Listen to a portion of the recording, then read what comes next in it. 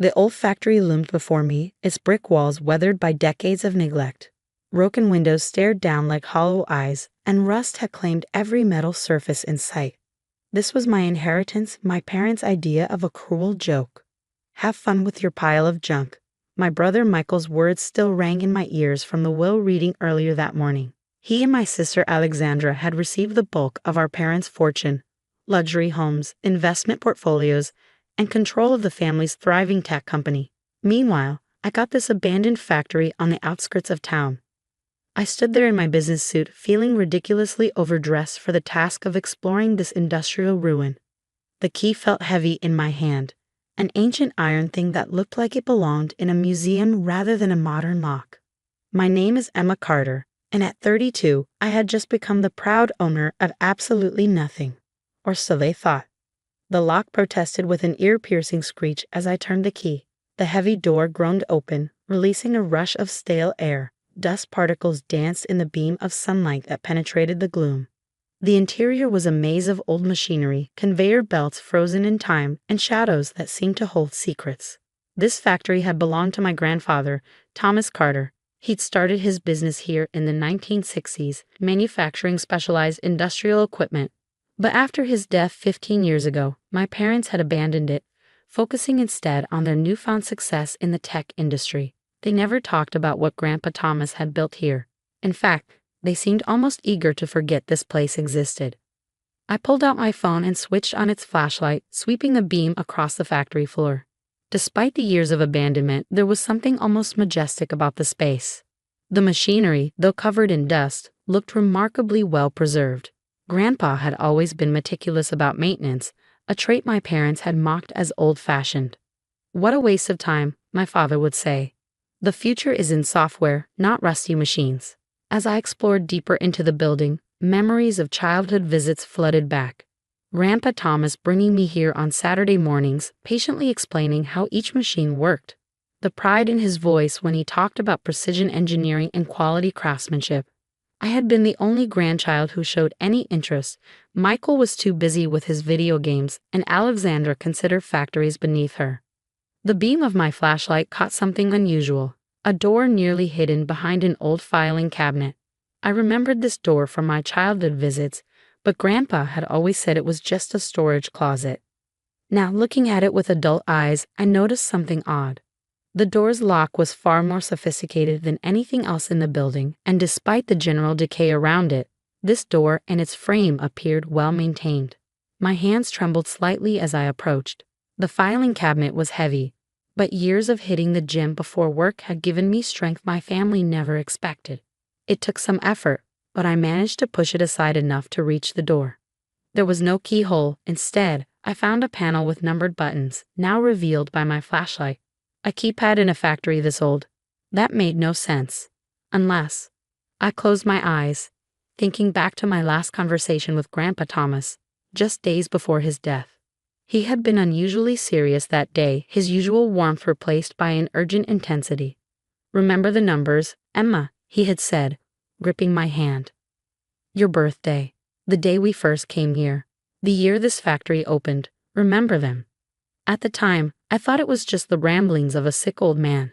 Now, standing before this hidden keypad, his words took on new meaning.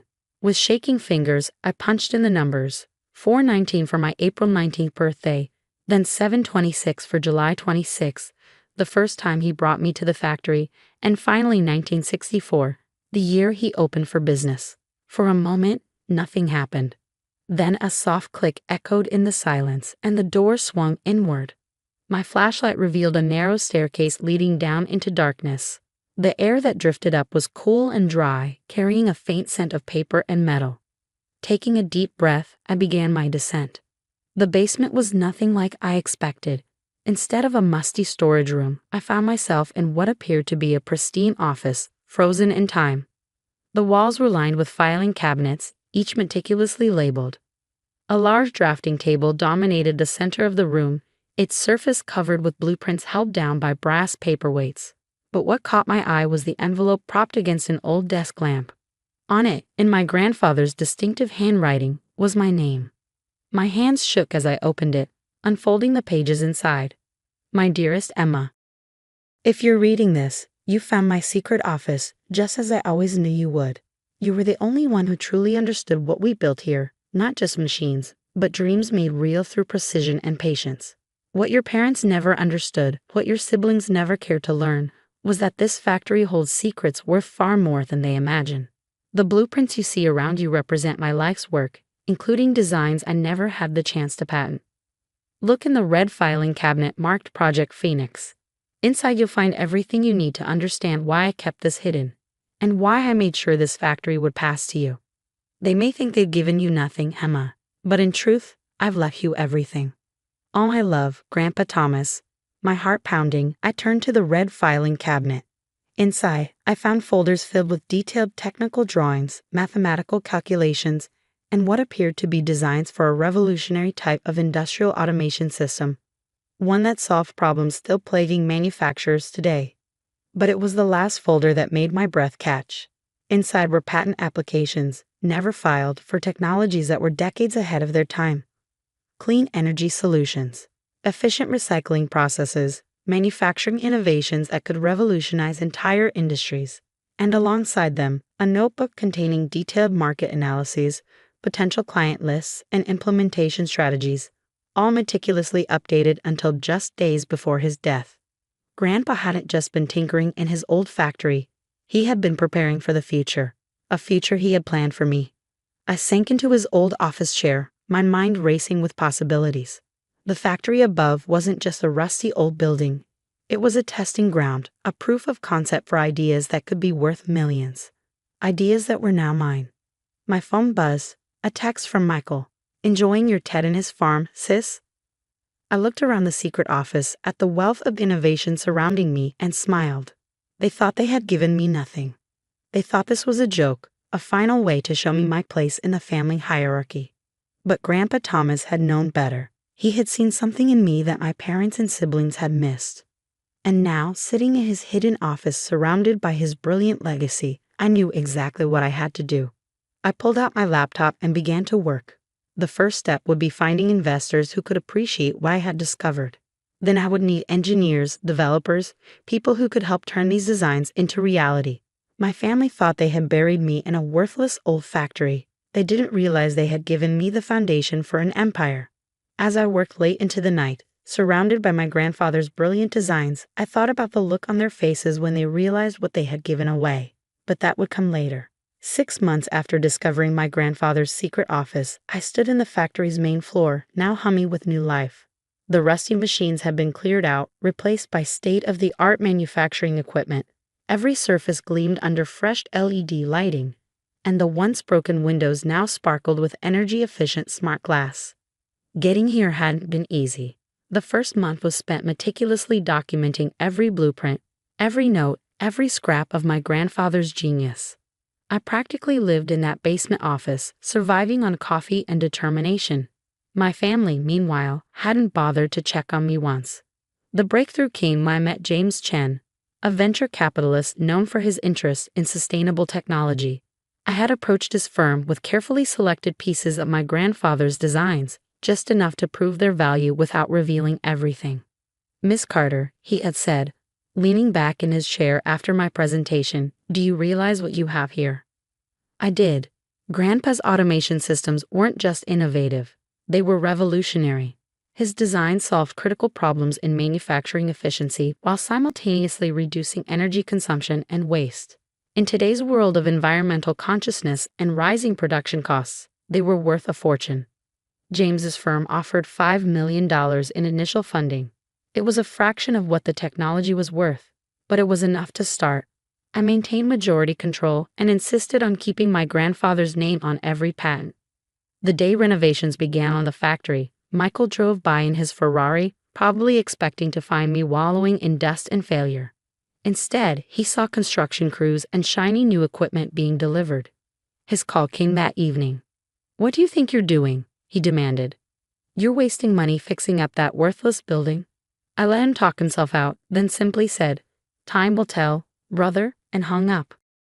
Alexandra was next, showing up unannounced in a cloud of designer perfume. "Daddy's furious," she announced, picking her way across the factory floor in inappropriate heels.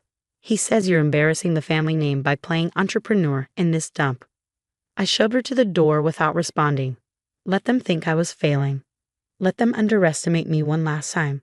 3 months after securing funding, Carter Innovative Technologies launched its first product line, an automated manufacturing system that reduced energy consumption by 60% while increasing production efficiency by 40%. Orders started pouring in from companies desperate to cut costs and meet new environmental regulations. The day we landed our first major contract, $12 million from one of the largest manufacturers in Asia, I received an unexpected visitor. My father stood in the factory's new reception area, looking uncomfortably out of place. "I hear you've been making some noise in the industry," he said stiffly. "Would you like a tour?" I offered, maintaining a professional demeanor. He followed me through the facility, his expression growing increasingly troubled as he saw the scale of what I'd built. When we reached the main production floor, where our systems were being assembled, he finally asked the question I'd been waiting for. "Where'd you get these designs?" I led him down to the basement office, now restored to its former glory. Grandpa's photos lined the walls, along with framed copies of our new patents, all bearing both our names. "Your father," I said quietly, "was a genius. He saw the future of manufacturing decades ago. He just needed someone who would listen and understand." My father's face went pale as he looked around the office. He never showed me any of this. "Did you ever ask?" The question hung in the air between us. That evening, I received a call from my mother. "Your father's very upset," she began, but I cut her off. "I'm rather busy, Mom. The company's going public next month, and there's a lot to prepare." The silence on the other end was deafening. Going public. But how much is the company worth? "Current valuation is around $40 million, I said casually. "But that's conservative. Our latest contracts should push it higher." I could almost hear her calculating her lost opportunity. After all, they could have had this if they'd bothered to look past their prejudices and actually see what Grandpa had built. The IPO announcement made headlines in the business world. Carter Innovative Technologies revolutionizes manufacturing with green tech solutions. My siblings couldn't ignore me anymore. The day before the company went public, they both showed up at my office. "We're family," Michael began, trying to sound sincere. "We should work together. Maybe I could join the board." Alexandra nodded eagerly, and I could handle public relations. After all, I have so many connections. I let them finish, then smiled, the same condescending smile they'd given me at the well reading. "I don't think so. But you're welcome to buy shares once we go public. At market price, of course." "You can't shut us out," Michael protested. "This should be a family company."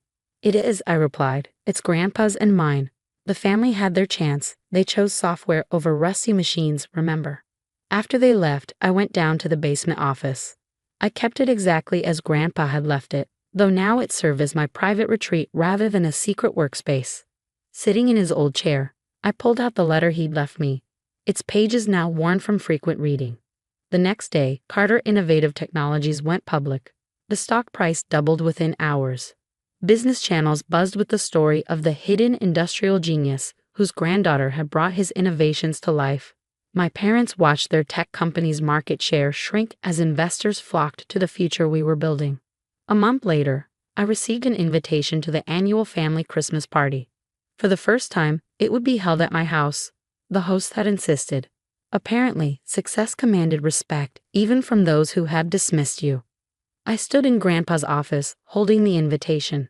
On his desk sat a framed photo of us together in this very factory, his hand on my shoulder, both of us smiling at some shared joke. Next to it was a more recent picture, me cutting the ribbon at our factory's grand reopening.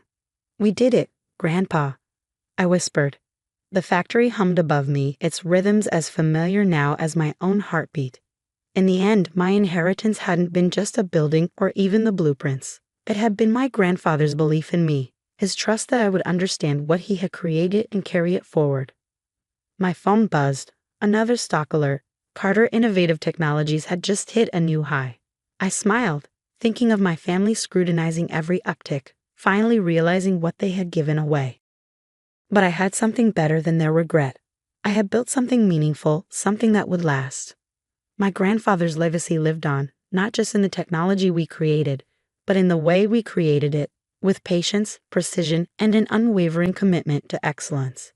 They had given me a rusty old factory thinking it was worthless. Instead, they had given me everything I needed to prove them wrong. As I walked through my factory that evening, watching the sunset paint the sky in shades of gold through those once broken windows, I felt a deep sense of satisfaction. Success, I had learned, wasn't about proving your worth to others. It was about believing in yourself enough to prove them wrong. Somewhere, I knew Grandpa Thomas was smiling.